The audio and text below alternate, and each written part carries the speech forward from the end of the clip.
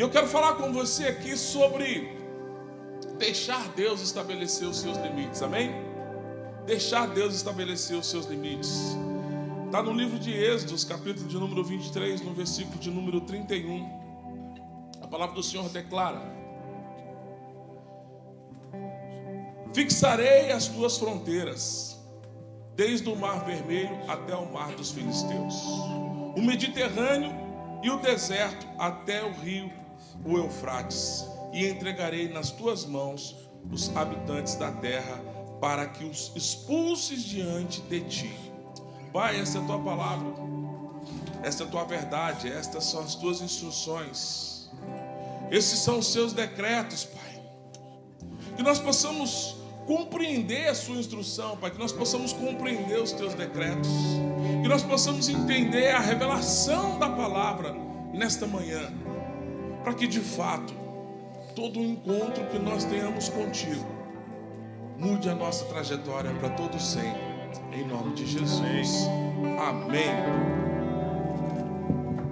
É interessante que quando Deus libertou os israelitas da escravidão, você que conhece a história minimamente, sabe que o povo era escravo. Eles estavam escravizados no Egito. Era um período onde a vontade própria não poderia ser exercida. Você está escravizado. Alguém que é escravo é alguém que não vive pela vontade própria, mas vive pela vontade daquele que o escravizou. E essa era a realidade do povo de Deus. E você, quando lê as instruções, você percebe que Deus sempre tem um plano. Quando você lê a palavra, você percebe que Deus sempre tem um plano. Ele sempre tem uma estratégia. Mas as nossas ações, os nossos comportamentos, ou seja, nós andamos pelas nossas próprias vontades, muitas vezes nos leva para cativeiros. Então, aquilo que você está vivendo por escolha própria pode produzir para você cativeiro, porque você está andando fora da obediência das instruções. Mas aqui Deus, ele tinha um plano, estabeleceu Moisés como líder daquele povo, porque Deus tinha um encontro com Moisés, e nesse encontro Deus deu a Moisés estratégia para que o povo fosse resgatado daquele contexto, para que pudesse viver a liberdade plena. E não foi apenas uma libertação parcial. Deus, quando ele entra na sua vida, não é para fazer algo de maneira parcial.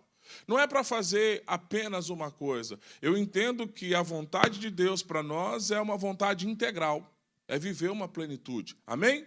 É viver uma plenitude. Eu entendo que a plenitude é que nada esteja faltando, nada esteja quebrado e nada esteja fora do seu lugar. Eu entendo que essa é a paz que excede toda a compreensão. Alguém que vive em paz é alguém que olha para a sua circunferência, aquilo que está à sua volta, e percebe que a sua vida está sob o domínio do Senhor. Amém? Então, Deus, ele não apenas nos oferece uma libertação, Deus nos oferece não só nos tirar de uma situação, mas também ele nos dá um destino, que foi o caso dos israelitas. Ou seja, eles saíram para fora do Egito, para a terra prometida. Então, Deus tinha um lugar para que eles pudessem estar.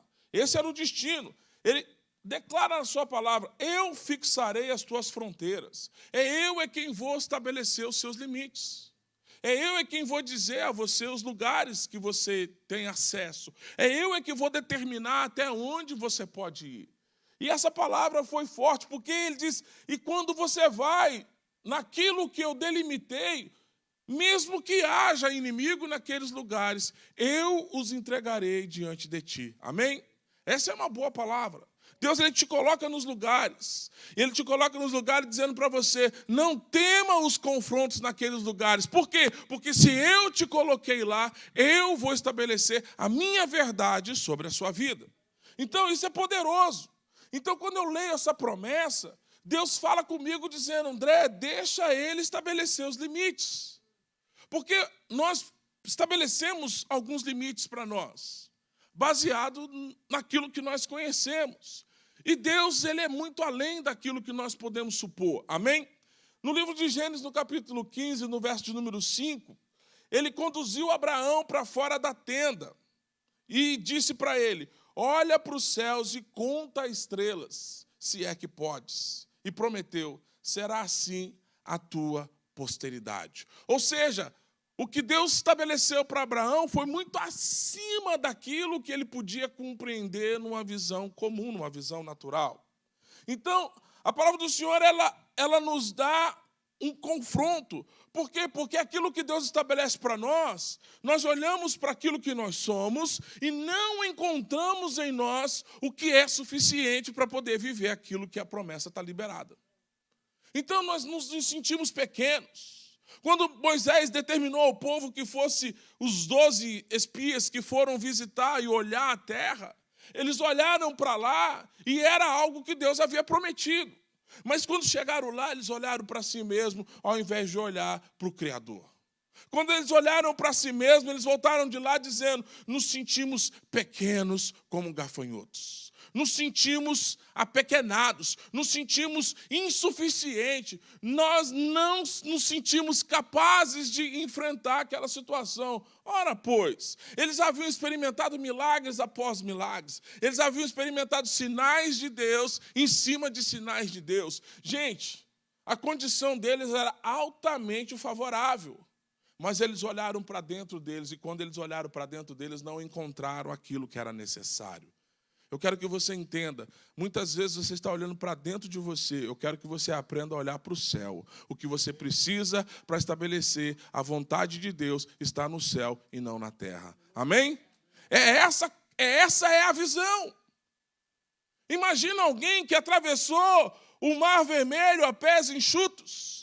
Imagina alguém que experimentou cordonizes ou maná caindo do céu. Imagine alguém que experimentou um processo de libertação absurdamente sobrenatural, onde os sinais vinham, os sinais eram liberados. Imagine alguém que via água brotando da rocha. De repente, quando foi numa missão para exercer a instrução, voltaram de lá pequenados, dizendo: nós nos sentimos como gafanhotos. Mas tinha 2 lá que entenderam, falaram: não, peraí, a terra é nossa, Deus estabeleceu. Essa palavra ela diz assim: entregarei nas tuas mãos os habitantes da terra. É uma confiança plena em Deus. Em Hebreus capítulo 11, no versículo 12, a palavra do Senhor declara: sendo assim, aquele homem já sem virilidade, nasceu dele uma descendência tão numerosa como as estrelas do céu e incontáveis como os grãos de areia da beira do mar. Eu quero que você entenda que nós somos a extensão dessa palavra que foi liberada na vida de Abraão. Nós somos a extensão, aquilo que foi liberado lá atrás, ela reverbera na nossa vida até o dia de hoje. Eu tenho dito assim, sabe, é importante nós entendermos que nós somos cumprimento. Deus ele não está pensando apenas em Abraão, Deus está pensando na geração que viria após Abraão. Amém? A promessa ela não perde a sua validade. Porque ele diz em Jeremias 29:11, é interessante porque normalmente a gente lê essa palavra e a gente entende uma coisa. O povo aqui estava padecendo, de fato, porque estavam vivendo as suas próprias escolhas. Eles estavam vivendo os seus próprios caminhos, eles estavam andando pelas suas próprias instruções. Eles estavam andando pelos seus próprios projetos. Os sonhos das suas vidas não eram submetidos a Deus. Eles não submetiam a sua vida ao senhorio do Senhor, à direção do Senhor. Eles não entregavam a sua vida. E Deus ele dá uma palavra aqui: pois eu é quem sei os planos que estou projetando para vocês. Ou seja, à medida em que vocês andaram pelos seus planos, tudo isso aconteceu. À medida em que vocês andaram pela sua visão curta, limitada, tudo isso aconteceu. Deus está dizendo: eu é quem sei os planos que estou projetando para você. Plano de paz e não de mal, para vos dar um futuro e uma esperança. Então, Deus que estabelece o limite, Ele está num tempo em que eu não alcancei. Então, eu preciso entender que eu preciso submeter isso.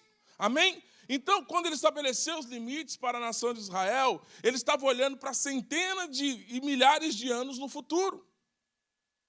Ele estava olhando lá na frente. Então, quando cada geração caminha no destino, isso prepara as coisas para a geração que vem para andar no seu caminho que você preparou.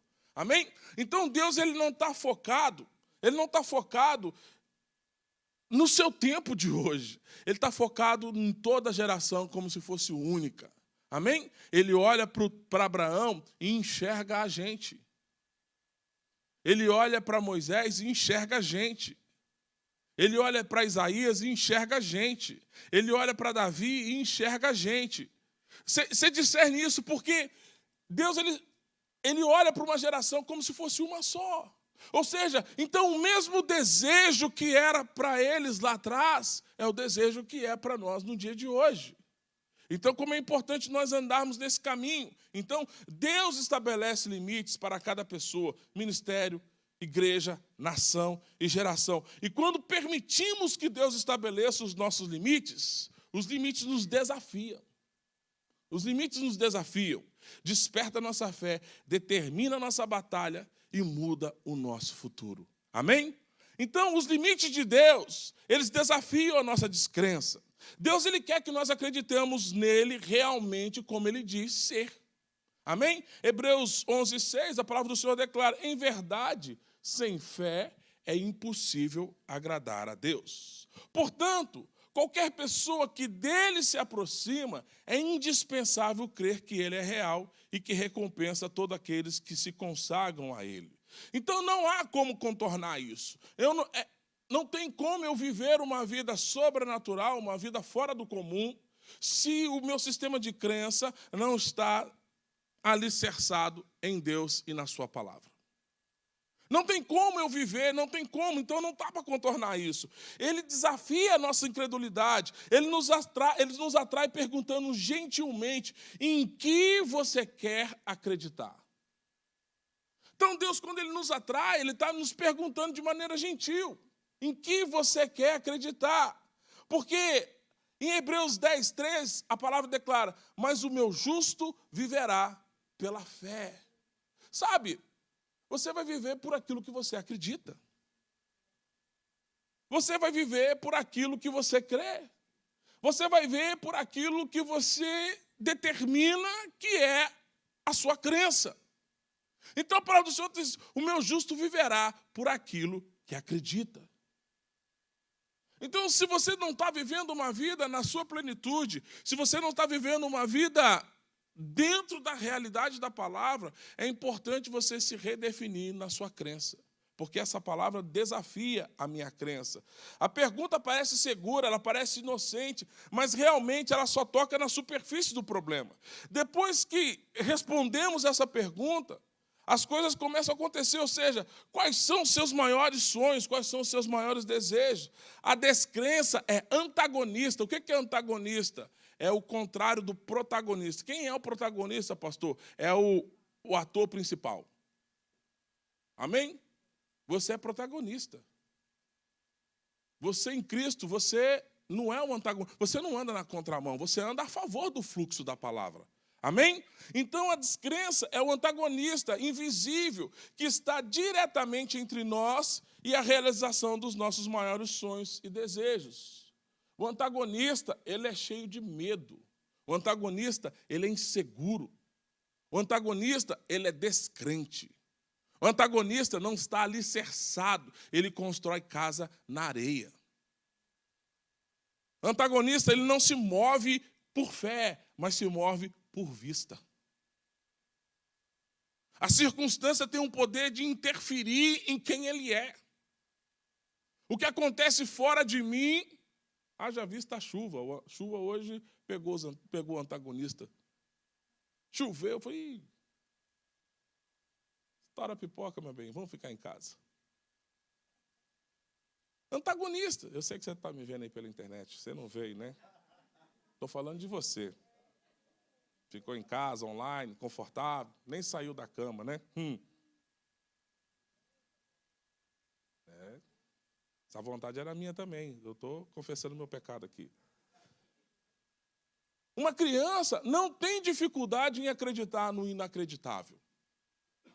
Uma criança não tem dificuldade. Por isso que a palavra do Senhor diz que se você não for como uma criança, você não vai conseguir andar pelos caminhos sobrenaturais. Por quê? Porque uma criança não tem dificuldade de acreditar no inacreditável. Nem um gênio, nem um louco. Só você e eu, com os nossos grandes cérebros e os nossos pequenos corações, que duvidamos porque pensamos demais e hesitamos. Se você vê o que o gênio faz, o que o louco faz, o que a criança faz, nós olhamos para aquilo, mas como isso é possível? Porque na cabeça deles não existem os limites estabelecidos pelo coração.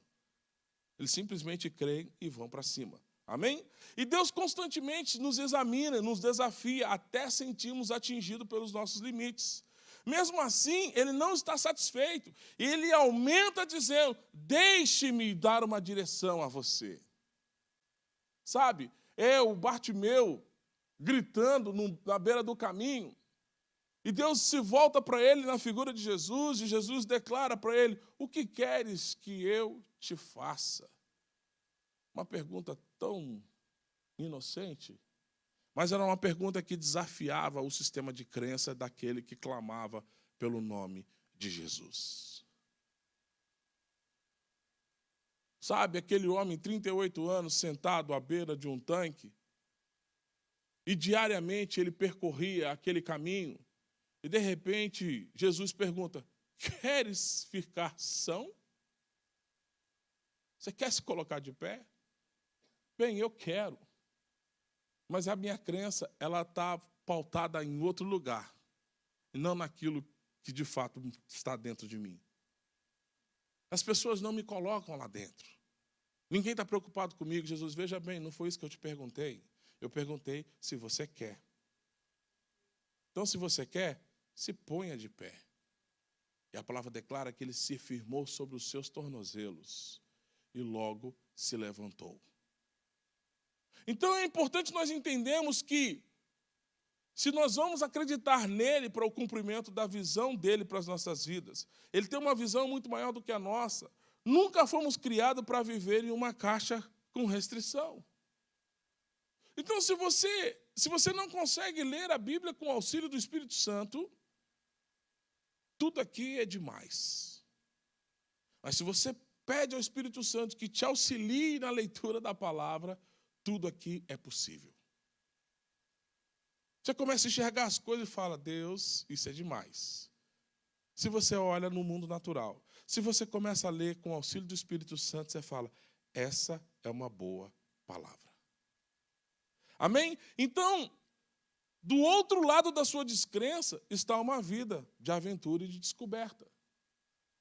Sabe, do outro lado do seu gigante, do outro lado da testa do seu gigante, tem uma promoção. É importante você alimentar o seu coração com essa expectativa de que você pode viver mais e pode viver melhor do que a vida que você está vivendo agora. Gente, não materialize a palavra. Como assim, pastor? Não veja cifrão nisso que eu estou dizendo. Eu estou falando de uma vida plena, numa vida com qualidade, numa vida sarada. Amém? Que ocasionalmente pode ser também uma vida próspera, se você se dedicar a isso. Amém? Porque é tão gostoso quando a gente fala de prosperidade, porque você percebe que os corações vão se alegrando. Mas é importante você entender que o que faz uma vida ser próspera é uma vida alicerçada numa verdade. Amém? Então, de nada adianta liberar uma palavra de riqueza se você não tem alicerces para se tornar rico.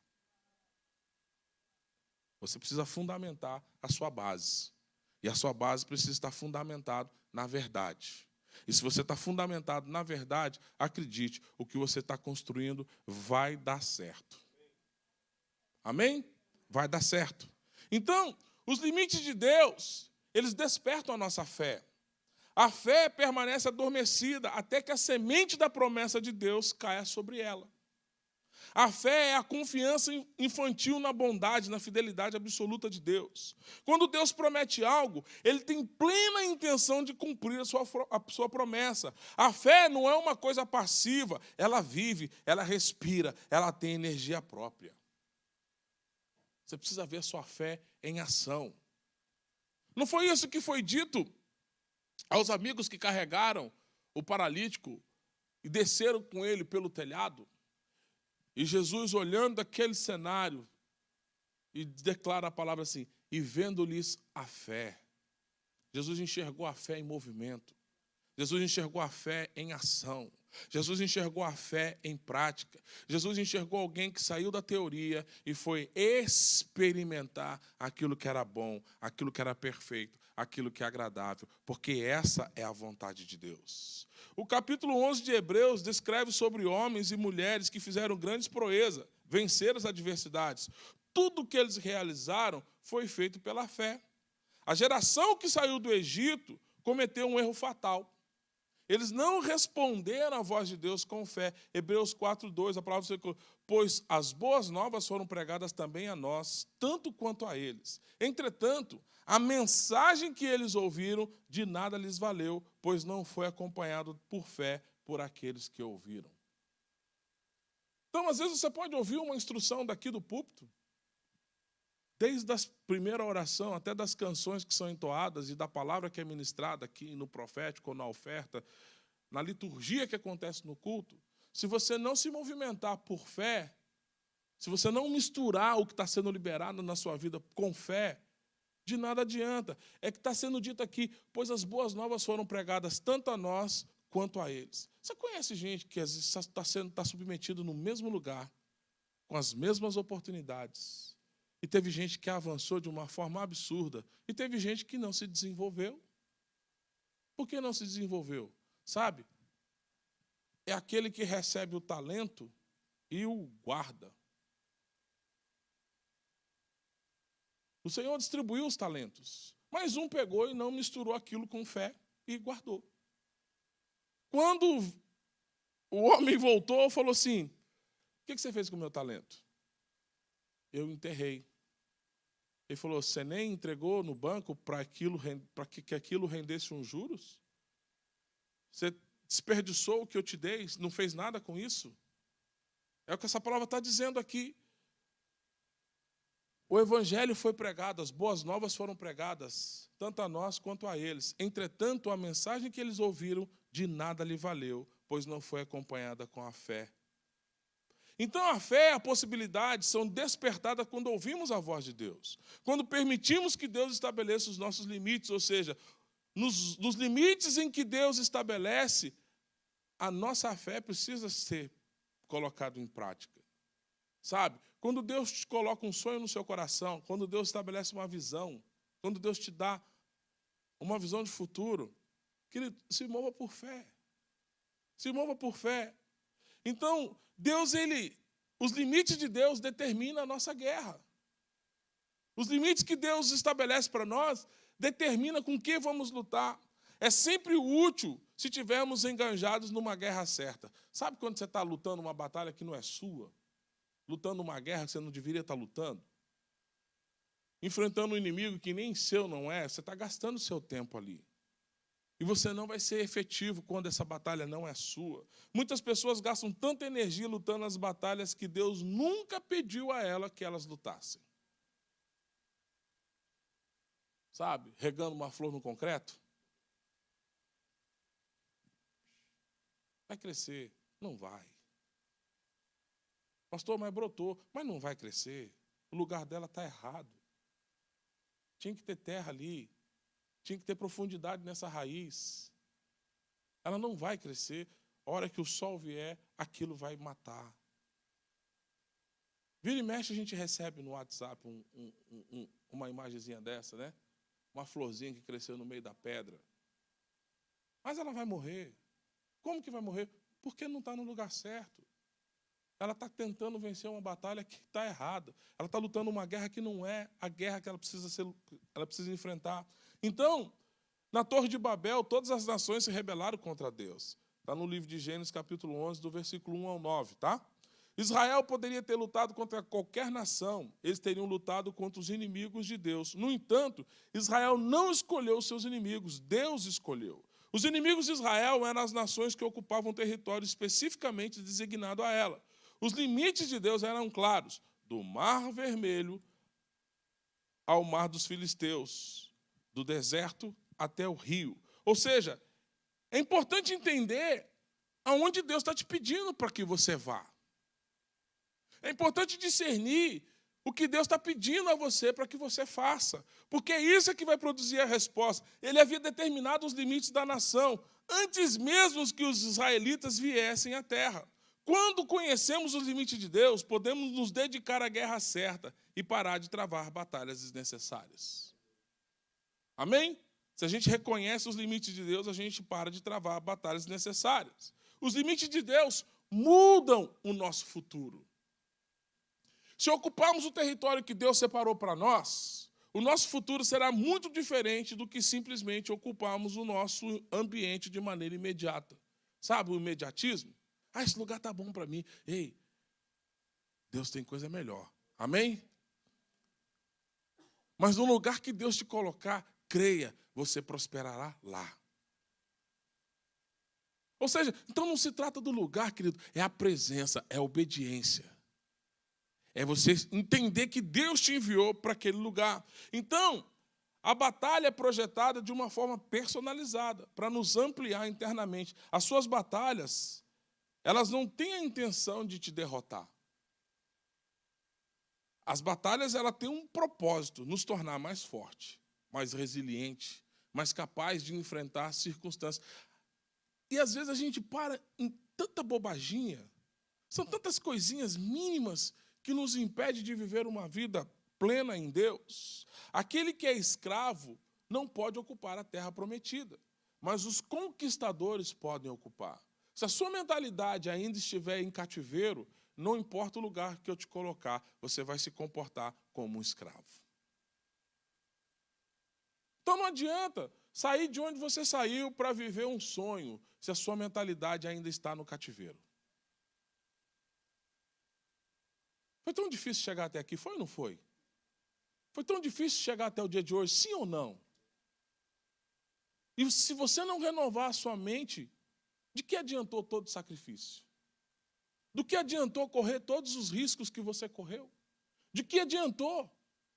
Se você não transicionar o seu pensamento. Querido, qual é o seu tempo? Seu tempo é hoje. Olha para o seu futuro, esqueça o seu passado. Olha para o seu futuro, olha para o seu destino, olha para o lugar que você quer chegar. Então, Davi viveu como fugitivo muitas vezes, se escondendo em cavernas e eventualmente buscava refúgio numa nação estrangeira. A situação de Davi o limitou severamente, mas Deus determinara o seu futuro e as fronteiras foram ampliadas. Olha o que diz em 2 Samuel 2, do versículo 1 ao 7. Ele se tornou rei de uma única tribo de Judá. Olha o que diz no versículo 1 ali. E sucedeu depois disso que consultou Davi ao Senhor, dizendo: subirei a alguma das cidades de Judá? Respondeu-lhe o Senhor: sobe. E ainda perguntou Davi: para onde subirei? Respondeu o Senhor: para Hebrom. Aí no versículo 4, dizendo assim: então vieram os homens de Judá e ali ungiram Davi rei sobre toda a casa de Judá. Em segundo lugar, ele se tornou rei de todo Israel. 2 Samuel 5, de versículo 1 ao 10, a palavra do Senhor declara: então todas as tribos de Israel vieram a Davi em Hebrom e disseram: eis-nos aqui teus ossos e tua carne.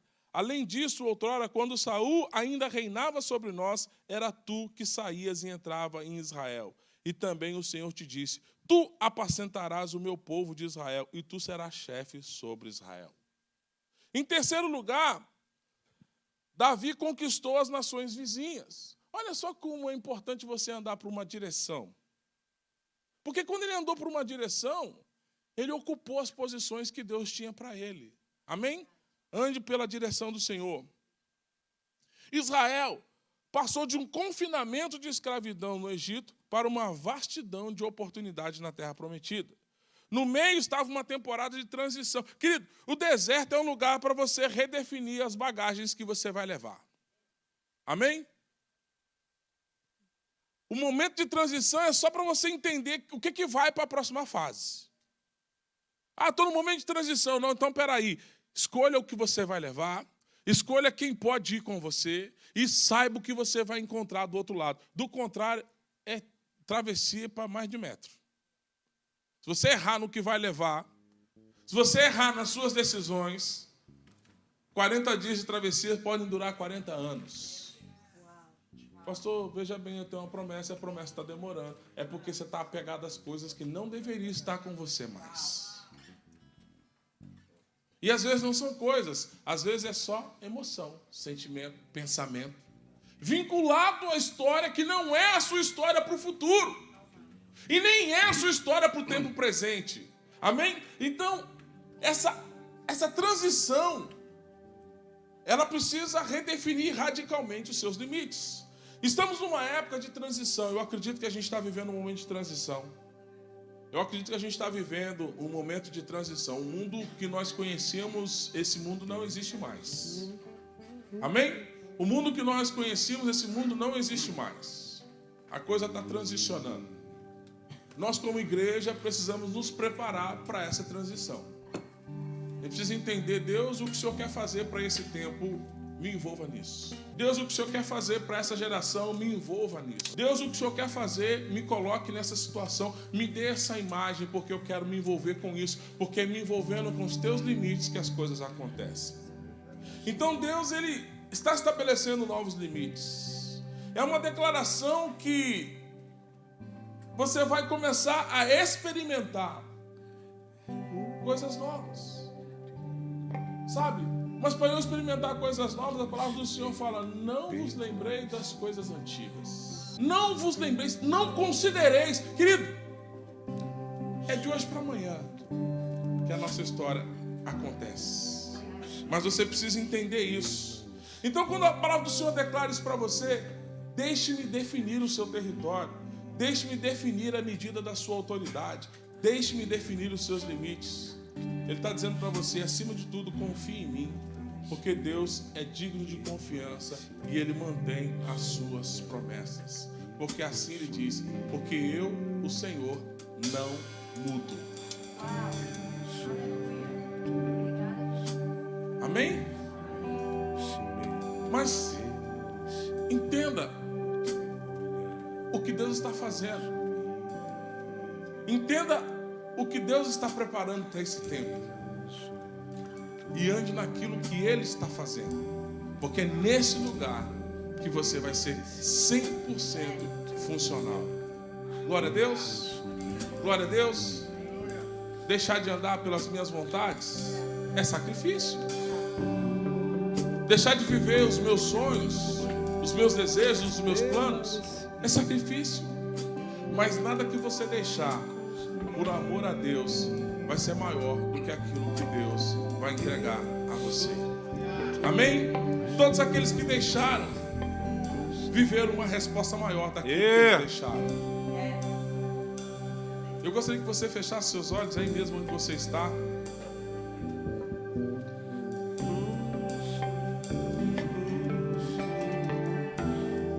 Pai, em nome de Jesus Cristo, talvez o que esteja limitando o avanço nosso é porque nós estamos andando por aquilo que vemos, não por aquilo que cremos. Apesar de crer, eu não tenho me movimentado por aquilo que creio, mas eu estou me movimentando pela circunstância. Eu estou me movimentando por aquilo que está à minha volta, eu estou me movimentando por aquilo que está nos meus pés, onde eu consigo sentir os meus pés. E essa palavra declara que o Senhor quer me esticar. O Senhor quer me levar a viver novos limiares. O Senhor quer me levar a viver novas estratégias. O Senhor quer me levar a viver um novo momento em fé. Então, Senhor, dê uma visão de futuro para cada um dos teus filhos nessa manhã. O Senhor tem uma maneira particular de falar com cada um. Dê a eles uma visão de futuro. Dê a eles um flash do futuro.